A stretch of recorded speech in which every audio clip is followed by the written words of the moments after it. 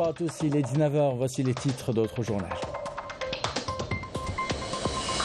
Les différentes factions palestiniennes étaient réunies à Alger. Un accord qui a fait la une des médias étrangers, qui fait réagir plusieurs capitales. Nous verrons ces réactions dans un instant.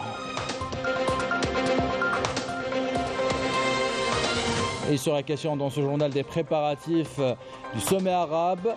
Comment les journalistes, comment le ministère de l'Intérieur numérise les accréditations pour les journalistes, des accréditations plus flexibles et plus sécurisées. Et enfin, on termine avec du foot. 4 clubs sont concernés ce week-end par la participation à la Ligue des champions d'Afrique et la Coupe de la Confédération. Voilà pour les titres. Bienvenue à tous. On entame ce journal par la déclaration d'Alger signée hier entre les différentes factions palestiniennes. Un accord historique qui permet aux Palestiniens de resserrer leurs rangs. Un accord qui permet de mettre fin aux divisions qui ont duré plus de 15 ans. Et un accord qui intervient à quelques jours de l'organisation par notre pays du 31e sommet de la Ligue arabe. Les détails avec Amel Barba.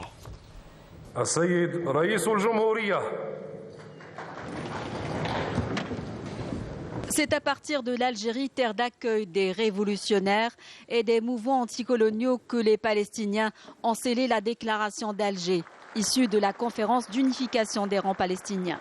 C'est ici, dans ce même palais des Nations à Alger, que les Palestiniens s'étaient réunis il y a de cela 34 ans, soit le 15 novembre 1988, pour la proclamation de l'État palestinien. 2 dates charnières qui mettent en avant l'attachement de l'Algérie, qui œuvre pour l'unité palestinienne dans l'intérêt du peuple palestinien et de l'établissement d'un État palestinien indépendant avec Al-Quds comme capitale. Une déclaration historique qui vient couronner des efforts diplomatiques menés pendant près d'1 an par l'Algérie sous la direction du président de la République Abdelmajid Tebboune et soutenue par le président palestinien Mahmoud Abbas. Une initiative saluée par les pays arabes qui se félicitent du rôle pivot joué par l'Algérie en faveur de la cause palestinienne.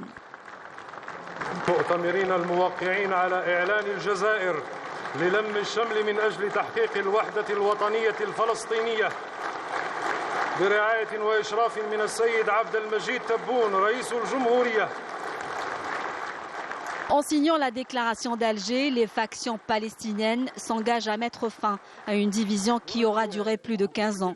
Un accord considéré comme une victoire diplomatique pour l'Algérie en faveur de l'unification des rangs palestiniens. La déclaration d'Alger, issue de la conférence d'unification des rangs palestiniens, se veut ainsi une affirmation de l'importance de l'unité nationale comme base de toute résistance à l'occupation sioniste. Avec ces 9 principes, la déclaration d'Alger souligne l'importance de l'unité nationale palestinienne et consacre le principe de partenariat politique entre les différentes forces nationales palestiniennes.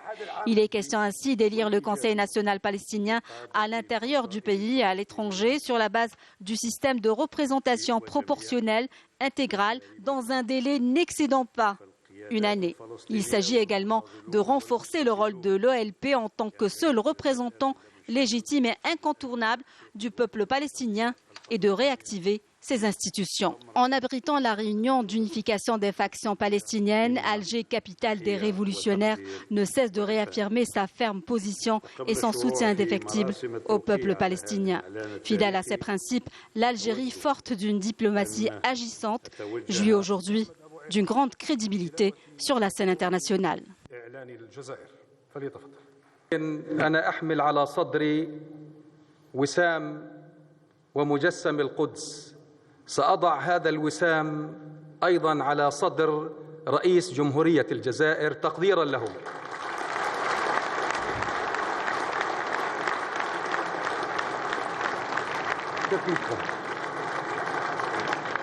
إخواني جميعا، نفتخر في هذه اللحظات بالوقوف برعاية الرئيس عبد المجيد تبون وشعب الجزائر الشقيق.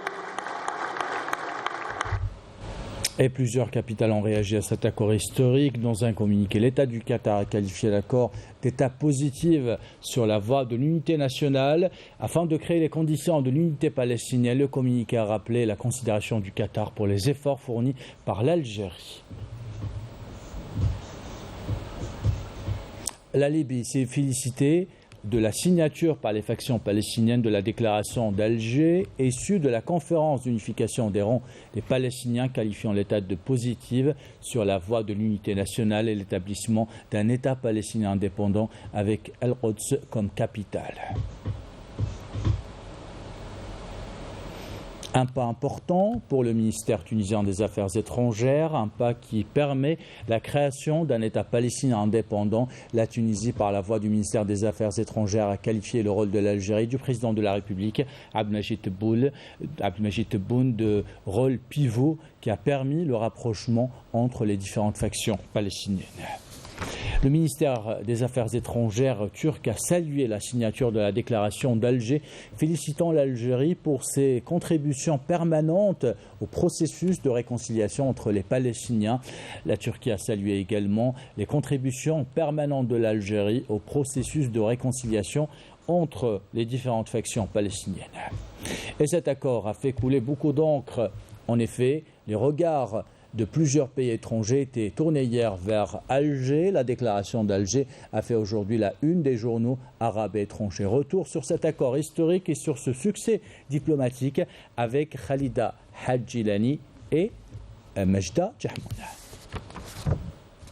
Présent à la conférence de rassemblement pour l'unité palestinienne et la lutte contre la colonisation sioniste, les différents organes de la presse n'ont pas tardé à réagir par rapport à la déclaration d'Alger et la signature historique entre les différentes factions palestiniennes. À commencer par le journal palestinien Al-Hadath qui a salué la bonne initiative de l'Algérie à rassembler les factions palestiniennes à travers la publication d'un article détaillé.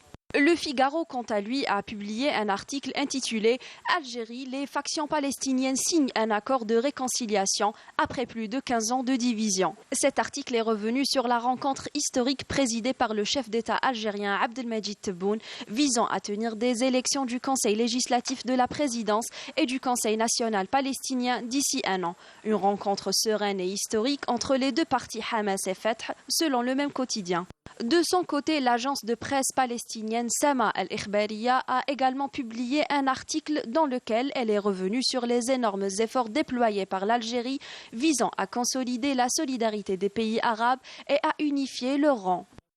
Al-Quds Press a repris les propos d'El-Berghouti comme titre « L'Algérie supervisera l'application de la signature de la réconciliation palestinienne ». L'article rajoute « C'était des rencontres à caractère transparent et prometteur, surtout avec la succession des événements qui témoignent de l'aggravation de la situation en Palestine et réitèrent le droit du peuple palestinien à la liberté ». Perspective de l'accord de la réconciliation palestinienne. C'est le titre choisi par le centre d'études El Jazeera qui a rappelé les divisions de l'autorité palestinienne qui ont trop duré avant de revenir sur l'échec des tentatives précédentes visant la réunification des factions palestiniennes jusqu'à ce que l'Algérie abrite la déclaration d'Alger. Middle East Eye a écrit « Dernier round des discussions à Alger. Nous sommes très optimistes, rappelant toute l'importance de la déclaration d'Alger. » L'article est revenu sur le bon déroulement de la rencontre ainsi que sur tous les efforts et tentatives de réconciliation des factions palestiniennes menées par les nations arabes qui ont échoué. L'article a également souligné les efforts continus déployés par la diplomatie algérienne visant à l'unification des rangs palestiniens. Peu avant le sommet arabe, un rendez-vous de haute importance prévu à Alger le 1er et 2 novembre, consistant à débattre la cause palestinienne en premier lieu et à proposer des solutions efficaces au peuple palestinien. Et vous pouvez suivre après ce journal, le journal de 20h, une page spéciale sur la signature de l'accord d'Alger entre les différentes factions palestiniennes. Dans l'actualité de ce vendredi, dans une allocution adressée aux participants de la 145e Assemblée de l'Union interparlementaire tenue à Kigali, le président du Conseil de la Nation, Salah Goudjil, a fait savoir que l'État algérien accorde un grand intérêt à la participation politique de la femme, considérant cette démarche comme une base essentielle pour la modernisation du système politique et l'édification d'une véritable démocratie, un principe consacré dans la Constitution de novembre 2020 à travers la constitutionnalisation de l'égalité entre les hommes et les femmes et qui conforte le statut institutionnel de la femme algérienne et consacre sa promotion socio-économique et administrative. Depuis plusieurs jours maintenant, nous vous parlons des préparatifs du sommet arabe qui se tiendra à Alger le 1er et 2 novembre prochain.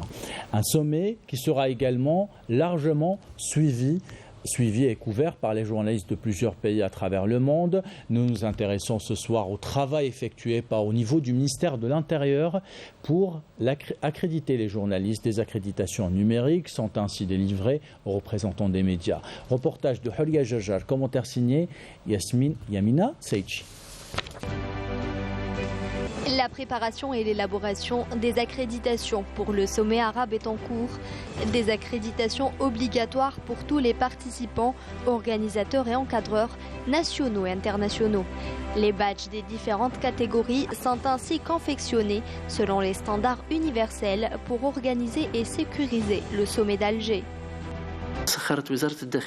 Le ministère de l'Intérieur, des collectivités locales et de l'aménagement du territoire a mis en place tous les moyens matériels nécessaires ainsi que des technologies modernes pour accompagner le dispositif sécuritaire. D'ailleurs, vous pouvez voir le processus de fabrication des badges au centre biométrique qui a été aménagé par des compétences algériennes qui ont veillé à développer un système électronique sécurisé et moderne, répondant aux standards internationaux. Il faut savoir aussi que les accréditations qui seront délivrées ont plusieurs niveaux de sécurité pour limiter les accès selon le dispositif sécuritaire numérique qui a été élaboré à cet effet.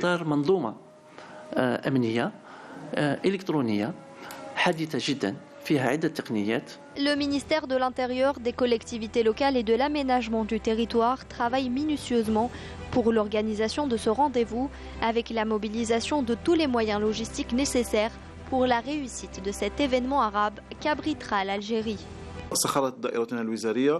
Notre département ministériel a mobilisé tous les moyens nécessaires pour assurer une sécurisation fiable, et ce en coordination avec le ministère de la Défense nationale et les différents services de sécurité. Cela passe bien évidemment par un plan opérationnel basé sur l'anticipation et sur le suivi des procédures étudiées dans les moindres détails, que ce soit en ce qui concerne la sécurisation des sites abritant le sommet arabe, les lieux d'hébergement et les déplacements des hôtes de l'Algérie. Les badges numériques ont été réalisés avec le plus haut degré de vigilance pour assurer le déroulement de cet événement dans les meilleures conditions.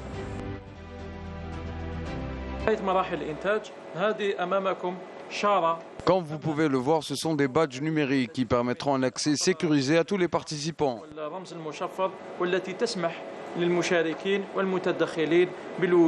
Une autre démarche qui s'inscrit dans le cadre des préparatifs qui vise à assurer le déroulement du 31e sommet arabe dans les meilleures conditions possibles. Et toujours à propos du sommet arabe, on vous propose d'écouter cette déclaration de Wafa Behani, journaliste palestinienne et directrice du centre de l'information de Qubbat al-Sakhra. Elle parle de ce sommet arabe et elle a été interviewée par Amel Bouak. لطالما كانت الجزائر كانت وما زالت هي الحضن L'Algérie a toujours été une destination pour des causes justes. Elle s'est toujours engagée en faveur de la réconciliation et à mettre fin aux litiges entre frères arabes. En ce qui concerne la cause palestinienne, l'Algérie a toujours joué un rôle important pour l'unification des rangs des frères palestiniens. Nous saluons l'initiative lancée par l'Algérie pour unifier les rangs palestiniens en prévision du sommet arabe prévu à Alger qui vise à unir la nation arabe et faire face à tout conflit.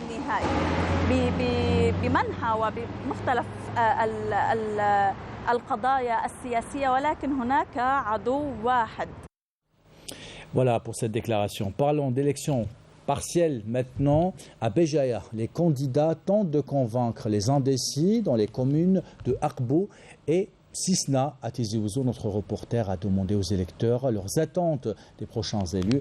Couverture de Malek Darahmoun, Lakhdar Kawen, commentaire signé Majid Ahmoud. Les habitants des 4 communes concernées par les élections partielles dans la wilaya de Béjaïa s'attendent à de nouvelles assemblées populaires communales capables de relancer les projets suspendus et répondre à leurs aspirations. Tous les projets sont bloqués. Comme vous le savez, ce 15 octobre est une occasion pour voter massivement et choisir des maires au niveau de nos communes.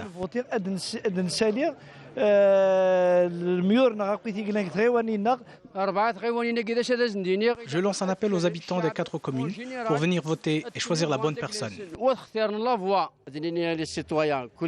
Chacun est libre de choisir la personne qu'il veut, mais il faut choisir mûrement pour ne pas regretter son choix. J'espère que tout se déroulera bien. Je reste optimiste car il y a des personnes sur lesquelles nous pouvons compter. Il faut qu'il y ait un changement positif. Il faut absolument voter si on veut un réel changement. Chargée d'organiser ces élections, l'autorité nationale des élections indépendantes a déployé tous les moyens humains et matériels pour assurer la réussite de ce rendez-vous. Nous avons mobilisé les moyens humains nécessaires. Nos éléments sont sur le terrain avec les délégués de 4 communes. Le corps électoral de la commune de Faroun est de 10 432 électeurs, celui de la commune d'Akbou, qui a d'ailleurs la plus grande densité de population dans la wilaya de Béjaïa, il est de 26 180, alors que les communes de Msisna et de Touja ont un corps électoral de 4 735 électeurs et de 5 432 électeurs. À Tizi Ouzou, c'est la bonne organisation qui a caractérisé les derniers préparatifs aux élections partielles au niveau de l'autorité nationale des élections indépendantes. Nous avons déployé tous les moyens logistiques, matériels et humains pour réussir cet événement. 400 encadreurs veilleront au bon déroulement de cette opération. 6 centres et 14 bureaux de vote sont prêts pour accueillir cet événement au niveau de la commune de Aït Mahmoud, alors que la commune de Aït Boumehdi compte 5 centres et 13 bureaux. Les habitants des 2 communes placent beaucoup d'espoir en cet important événement politique, synonyme du changement escompté. Tout le monde est appelé à voter, femmes et hommes, car c'est notre union qui fait notre force. Il est de notre devoir de voter. J'espère que le changement sera positif. Le vote sera bénéfique pour tout le pays. J'appelle tous les citoyens en âge de voter à venir voter. Un rendez-vous porteur d'espoir et qui augure d'un avenir meilleur pour les habitants de ces localités, aspirant au développement de leur commune et à la prise en charge de leurs préoccupations. Et dans l'actualité ce vendredi, le ministre des Affaires religieuses et des Waqf, Youssef Belmahdi, a donné aujourd'hui à la Zawiya Belqaïdia de Bir Khadem le coup d'envoi de la saison de l'enseignement coranique 2022-2023. Dans une allocution prononcée à l'occasion, Belmahdi a affirmé que les hautes autorités du pays accordent un intérêt majeur aux écoles coraniques et Zawiya, eu égard au rôle de ces structures dans la consécration de l'identité algérienne. Dans l'actualité internationale, à l'occasion de la célébration du 47e anniversaire de l'unité nationale sahraoui, le président de la RAST, Brahim Ghali, a affirmé que le règlement du conflit du Sahara occidental passe par le respect total de la volonté du peuple sahraoui. Fatima Zohra Benfarjala, commentaire de Mariam Damis. Mourir unis, que vivre divisés. C'est avec ce slogan que les Sahraouis, munis des drapeaux, ont célébré le 47e anniversaire de l'unité nationale au camp Aousserd. Lors de cette cérémonie, Brahim Ghali a appelé les Nations Unies et la communauté internationale à assumer leurs responsabilités et à respecter le droit du peuple sahraoui à l'autodétermination.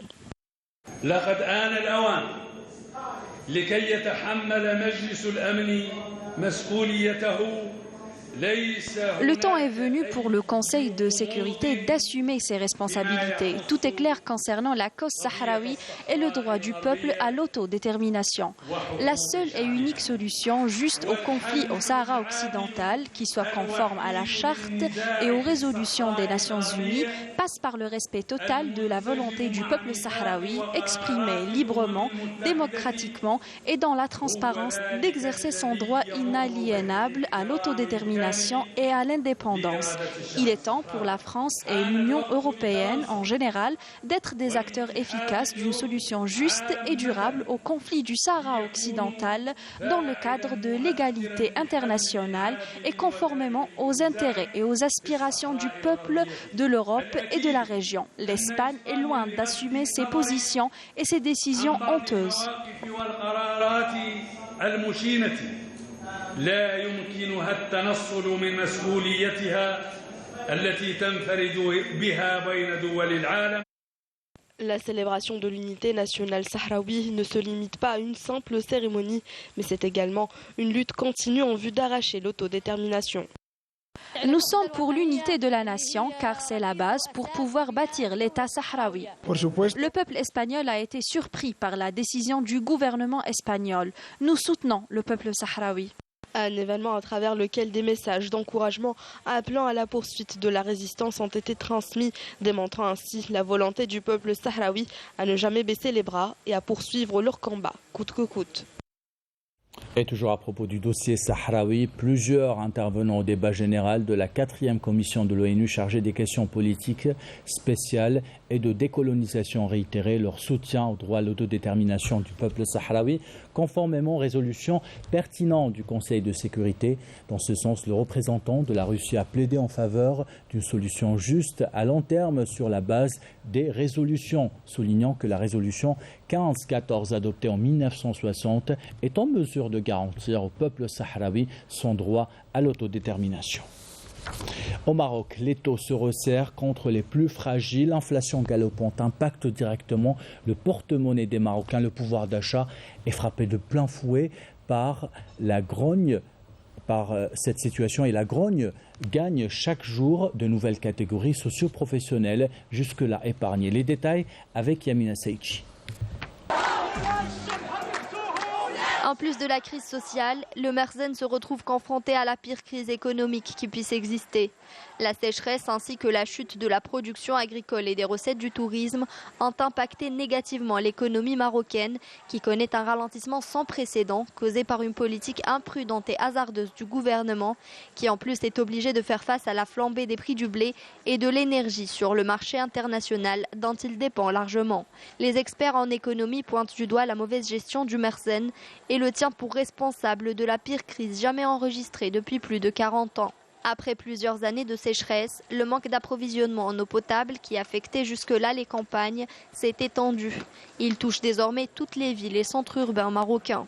Au moment où le réseau module à 50% dans les grandes villes, les habitants du Rif, eux, sont déjà à sec, avec des barrages à moins de 27% de leur capacité, ce qui place le Maroc en situation de stress hydrique. Selon la Banque mondiale, près de 40% de la population employée dans le secteur agricole, qui représente 4% du PIB, se retrouve directement impactée par la sécheresse. Pour résumer, tous les éléments semblent se liguer afin de faire chuter ce régime féodal et prédateur. Une situation qui se traduit par un déficit commercial qui s'est creusé de 56,5% à plus de 214 milliards de dirhams, soit 20 milliards de dollars au cours des 8 premiers mois de l'année, selon l'autorité de régulation d'échange du Maroc. Les derniers chiffres officiels de la Banque commerciale affichent au titre du premier trimestre de l'année 2022 un déficit de plus de 17 milliards d'euros, malgré une hausse de 40% des exportations, phosphates et dérivés, textiles et cuir.